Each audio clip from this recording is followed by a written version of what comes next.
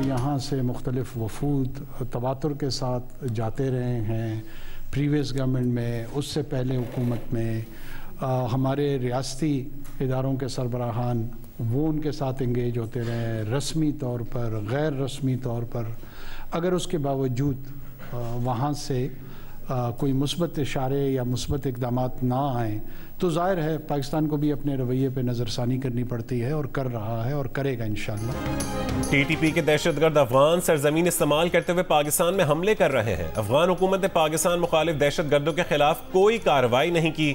सहूलतकारी के वाज़ेह सबूत भी सामने आए। फरवरी में पाकिस्तानी वफ्द ने दो टोक कहा था कि टीटीपी और पाकिस्तान में से किसी एक को चुन लें। कोशिश थी मामलात मीडिया पर लाए बगैर हल किए जाएं, लेकिन अफसोस अफगान हुक्काम के बयानात की वजह से मामलात अफाम तफसीम से हल ना हो सके।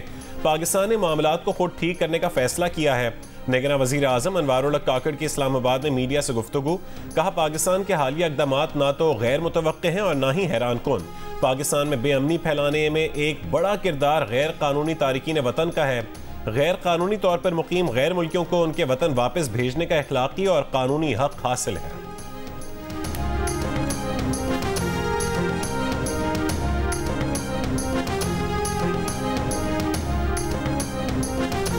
जनवरी से जून तक गैर मुल्की सरमाकारी में बड़ा इजाफा मुतवक्के है। सऊदी अरब, मुत्तहिदा अरब अमारात और कतर सरमाकारी में गहरी दिलचस्पी ले रहे हैं।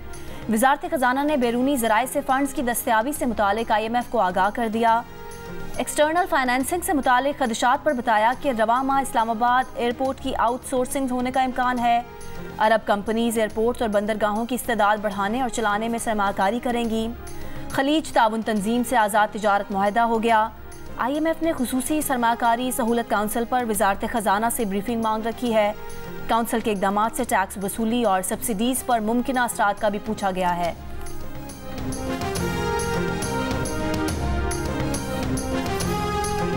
इसराइल का जबालिया कैंप पर एक और हमला। नसीरात और अल शाती पनाह गुज़ीन कैंप में भी रिहायशी इमारतों को निशाना बनाया। मुतादिद अफराद शहीद और जख्मी हो गए। अल शफा अस्पताल के करीब हमले में 15 फ़लस्तीनी शहीद। 24 घंटों के दौरान मजीद 300 फ़लस्तीनी शहीद। शहीद फ़लस्तीनियों की मजमूई तादाद 10,328 हो गई। आलमी रेड क्रॉस का कहना है कि इसराइल ने जान बचाने वाले तिब्बी सामान के काफिले पर भी हमला किया। 2 ट्रकों को नुकसान पहुंचा है। शिमाली गजा में खुराक का बहरान शदीद। अक़वाम मुत्तहिदा का कहना है कि गंदम, पानी और ईंधन की किल्लत की वजह से इलाके की तमाम बेकरियां बंद हो चुकी हैं। मार्केट में आटा दस्तयाब नहीं। इमदादी इदारे भी 7 दिन से शिमाली गजा में ग़िज़ा नहीं पहुंचा सके। गजा सिटी में इसराइली फौज और फ़लस्तीनी मज़ाहमतकारों में झड़पें जारी। हमास की जानिब से इसराइली फौज पर फायरिंग और मार्टर गोले दागने की वीडियोज़ जारी।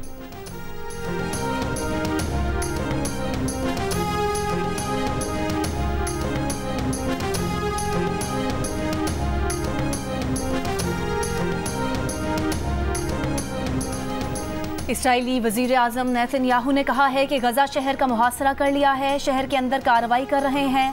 फ़लस्तीनी शहरी जुनूब की तरफ चले जाएं, हम नहीं रुकेंगे। हिजबुल्लाह को भी धमकी, कहा जंग में शामिल होने का इंतखाब किया तो ये बड़ी गलती होगी। जनूबी लबनान में इसराइल की बमबारी, हिजबुल्लाह के अहदाफ को निशाना बनाने का दावा। अमेरिका ने इसराइल की जानिब से गजा पट्टी पर नए तवील मुद्दती कब्जे की मुखालफत कर दी। महकमा खारजा के तर्जुमान वेदांत पटेल ने कहा कि अमेरिका गजा से फ़लस्तीनियों की जबरी नकल मकानी की हिमायत नहीं करता। गजा फ़लस्तीनी सरजमीन है और ये फ़लस्तीनी सरजमीन रहेगी। गजा के शहरियों के हलाकतों को रोकने के लिए कोई कोशिश नहीं कर रहा। इसराइली हुकूमत समझ रही है कि ज़बरदस्त फौजी ताकत उन्हें तहफ़्फ़ुज़ देगी और यही उनकी तबाहकुन गलती साबित होगी। इसराइली दिफाई फ़ौज का साबिक एहलकार अपनी ही हुकूमत पर बरस पड़ा।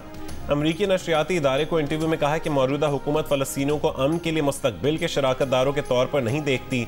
सियासी हल फ़लस्तीनी रियासत के क़याम को रोकने की हर मुमकिन कोशिश कर रही है।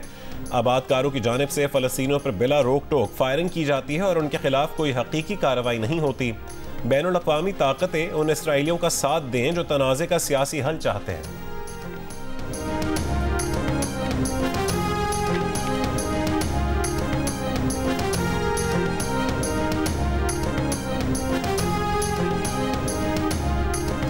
दुनिया के आलूदा तरीन शहरों में लाहौर आज भी सरफ़हरिस्त रहा। कराची का तीसरा नंबर। स्मॉग के बाइस लाहौर, गुजरांवाला और सियालकोट समेत पंजाब के मखसूस अजला में 3 दिन के लिए दफ़ा 144 नाफिज। फसलों की बाकियात, कूड़ा, प्लास्टिक, पॉलीथीन बैग, स्मॉग का बाइस बनने वाली अशिया जलाने पर भी पाबंदी आयद। लाहौर, गुजरांवाला, वजीराबाद और हाफिजाबाद में 4 रोज़ के लिए माहौलियाती और हेल्थ इमरजेंसी नाफिज। तालीमी अदारे, सरकारी और निजी दफातर, सिनेमा, पार्क्स और रेस्टोरेंट्स बंद रहेंगे। मार्केट्स हफ्ते को बंद रहेंगी। स्मॉग की वजह से कज़ाफी स्टेडियम में सैफ अली की विमेन T20 सीरीज़ का फाइनल ताख़ीर का शिकार।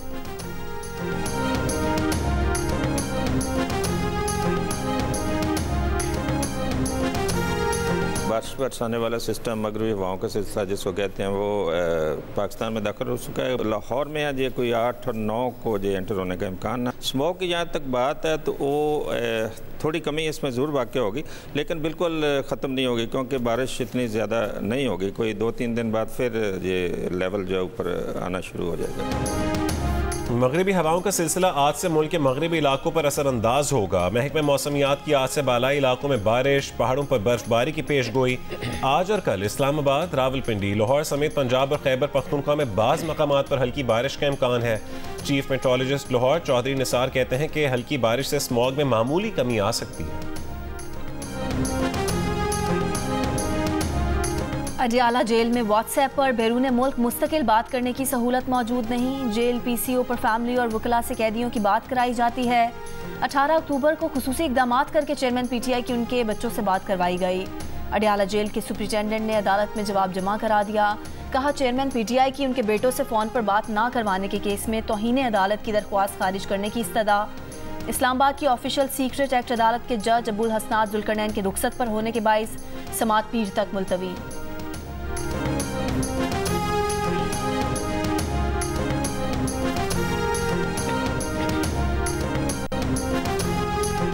साइफर केस में जमानत के लिए और फर्द जुर्म आयद करने के फैसले के खिलाफ शाह महमूद कुरैशी की दरखास्तें। प्रोसिक्यूटर राजा रिजवान अब्बासी का दरखास्त जमानत पर एतराज, वकला के दलाइल जारी। Chief justice Islamabad high court justice Aamir Farooq साबिक वजीर खारजा शाह महमूद कुरैशी की दरखास्तों पर समाअत कर रहे हैं।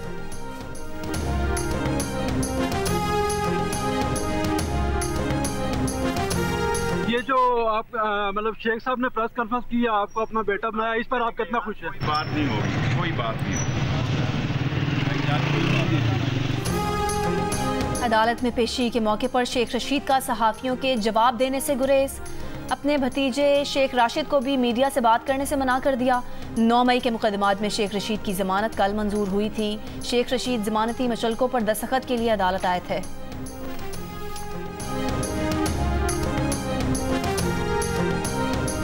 Well played Maxwell. हदफ के ताक़ुब में सबसे बड़ी इनिंग्स, अव्वलीन डबल सेंचुरी, किसी भी नॉन ओपनर की पहली डबल सेंचुरी, 8वीं विकेट पर रिकॉर्ड पार्टनरशिप, ऑस्ट्रेलिया की जानिब से भी सबसे बड़ा इनफरादी स्कोर।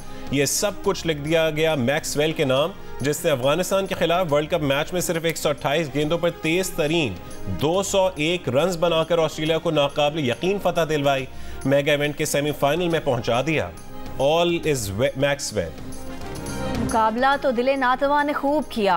3 साबिक वर्ल्ड चैंपियंस पाकिस्तान, श्रीलंका और इंग्लैंड को शिकस्त देने वाली अफगानिस्तान ने 5 बार की चैंपियन ऑस्ट्रेलिया को भी जबरदस्त टफ टाइम दिया।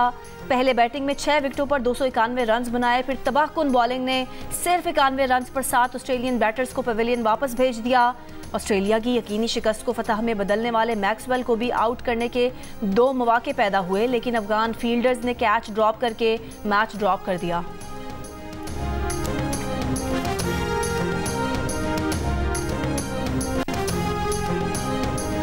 अफगानिस्तान के खिलाफ नाकाबिल शिकस्त, नाकाबिल फरामोश इनिंग्स पर ऑस्ट्रेलियाई बैटर ग्लेन मैक्सवेल के लिए तारीफी पैगाम। भारतीय बैटर विराट कोहली ने मैक्सवेल की तस्वीर शेयर करते हुए लिखा, ये सिर्फ आप कर सकते थे। सचिन तेंदुलकर ने कहा कि ग्लेन मैक्सवेल ये बेहतरीन इनिंग्स है जो उन्होंने देखी। सबकी मोहब्बतों की वजह से बहुत पुरजोश हैं। हर उस शख्स का शुक्रिया जिसने उन्हें मुबारकबाद का पैगाम भेजा। ऑस्ट्रेलियाई क्रिकेटर ग्लेन मैक्सवेल का बयान, कहा कि पैट कमिंस ने शानदार साथ दिया। मैक्सवेल ने डबल रन लेने से इनकार करने पर मद्दाहों से माफी भी मांगी। ICC वर्ल्ड कप में ऑस्ट्रेलिया की अफगानिस्तान के खिलाफ मैच के खिलाफ फतह के बाद पाकिस्तान के लिए भी सेमीफाइनल में क्वालिफाई करने की उम्मीदें बढ़ गईं। पॉइंट्स टेबल के मुताबिक अब तक भारत, जनूबी अफ्रीका और ऑस्ट्रेलिया टॉप 4 में जगह बना चुके हैं। चौथी टीम के लिए न्यूजीलैंड, पाकिस्तान और अफगानिस्तान में मुकाबला है। अफगानिस्तान का आखिरी मैच जनूबी अफ्रीका से है, लेकिन रन रेट में वो पाकिस्तान से पीछे है। आखिरी मैच जनूबी अफ्रीका से है, यानी अब उसे आखिरी मैच में सिर्फ जीतना नहीं बल्कि बड़े मार्जिन से जीतना होगा। पाकिस्तान का सेमीफाइनल में पहुंचने का दारोमदार न्यूजीलैंड और श्रीलंका के दरमियान मैच पर है। अगर उसमें कीवी टीम हार गई या मैच बारिश की नज़र हुआ तो कौमी टीम को इंग्लैंड को सिर्फ शिकस्त देना होगी, क्योंकि उस वक्त तक अफगानिस्तान और जनूबी अफ्रीका के मैच का फैसला हो चुका होगा। अगर न्यूजीलैंड आखिरी मैच जीती तो पाकिस्तान को आखिरी मैच बड़े मार्जिन से जीतना होगा।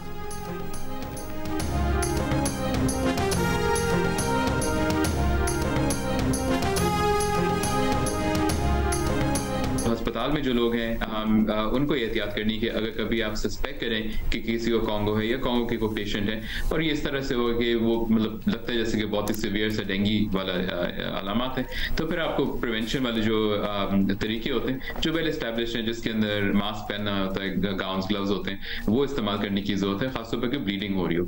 एंड याद रखें ब्लीडिंग या ब्लड के साथ जो एक्सपोजर होता है वो ना सिर्फ कॉन्गो मगर बहुत सारी दूसरी बीमारियों के साथ भी वो जुड़ा हुआ होता है। इस वजह से अस्पताल में ब्लड के साथ हमेशा हम लोग प्रिकॉशन लेते हैं। कॉन्गो से बचाव के लिए मास्क पहने, ग्लव्स का इस्तेमाल लाजमी करें। भेड़, बकरी और मवेशियों के साथ काम करने वाले अफराद के लिए खास हिदायत। प्रोग्राम जियो पाकिस्तान में डॉक्टर फैसल महमूद की गुफ्तगू। कहा कि कॉन्गो वायरस खून के जरिए एक अफराद से दूसरे में मुंतकिल हो रहा है। अस्पतालों में मुश्तबा मरीजों के महकमे में एहतियाती तदाबीर पर खास तवज्जो दी जाए।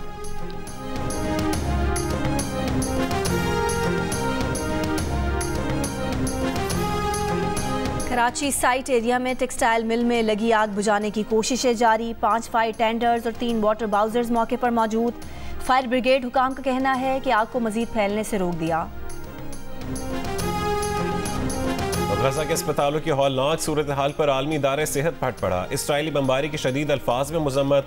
तर्जुमान WHO ने कहा कि गजा के मासूम शहरियों पर होने वाले जुल्म का कोई जवाब नहीं। गजा के शहरियों को जिंदा रहने के लिए पानी, ईंधन, खुराक और सेहत की देखभाल तक महफूज रसाई की अशद जरूरत है। गजा में डॉक्टर बेहोश किए बगैर ऑपरेशन करने पर मजबूर हैं। गजा में 3 हफ्तों तक इसराइली बमबारी के दरमियान खिदमात अंजाम देने वाली अमरीकी नर्स ने कहा, गजा जाने का दोबारा मौका मिला तो बिना कुछ सोचे वापस जाएंगी। गजा के डॉक्टर असल हीरोज हैं। गजा की मौजूदा सूरत हाल पर गजा में इंडोनेशिया अस्पताल के सरबराह भी रो पड़े। कहा वो खुदा से अरब, मुस्लिम ममालिक और इस जालिम दुनिया की शिकायत करेंगे।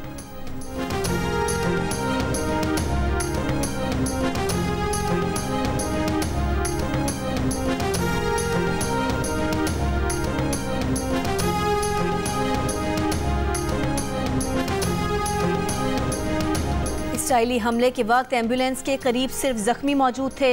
इंसानी हुकूक की आलमी तंजीम ह्यूमन राइट्स वॉच ने इसराइली फौज के तमाम दावों को यकसर मुस्तरद कर दिया।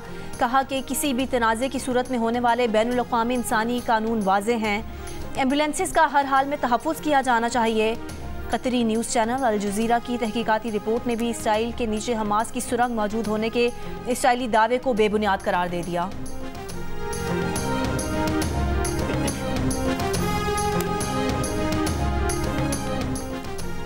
क्रिकेट वर्ल्ड कप में आज इंग्लैंड का मुकाबला नीदरलैंड से होगा। मैच पाकिस्तानी वक्त के मुताबिक दोपहर 1:30 बजे शुरू होगा। पॉइंट्स टेबल पर दोनों टीमें सबसे आखिरी पोजीशंस पर हैं।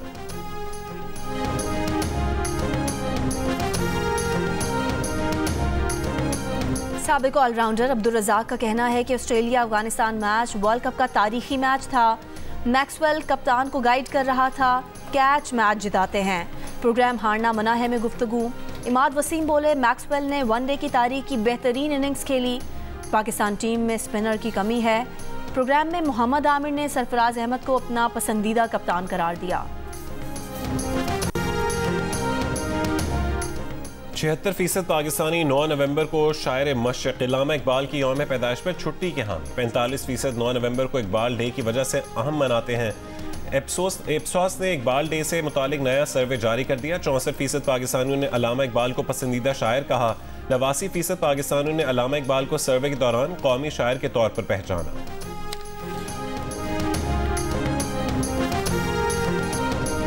उर्दू के बांके सजीले बेमिसाल शायर जॉन एलिया के इंतकाल को 21 बरस बीत गए। जॉन एलिया को अक़दार शिकन, मुनफरिद और बागी कहा जाता है। उनका तर्ज ज़िंदगी और ज़िंदगी से लावाली रवैये बताते हैं कि वो बागी भी थे और अक़दार शिकन भी। उनकी तहरीरें आज भी पढ़ने वाले को हैरत ज़दा भी करती हैं और सरशार भी कर देती हैं। और दिल का रिश्ता ऐप ने हादिया को फिर दुल्हन बना दिया। शादी के 1 महीने बाद ही तलाक का दुख सहने वाली हादिया को कुंवारे लड़के अहमद ने अपना हमसफर चुन लिया। दोनों बेहद खुश हैं कि पाकिस्तान की नंबर 1 रिश्ता ऐप ने इन्हें मिलवा दिया।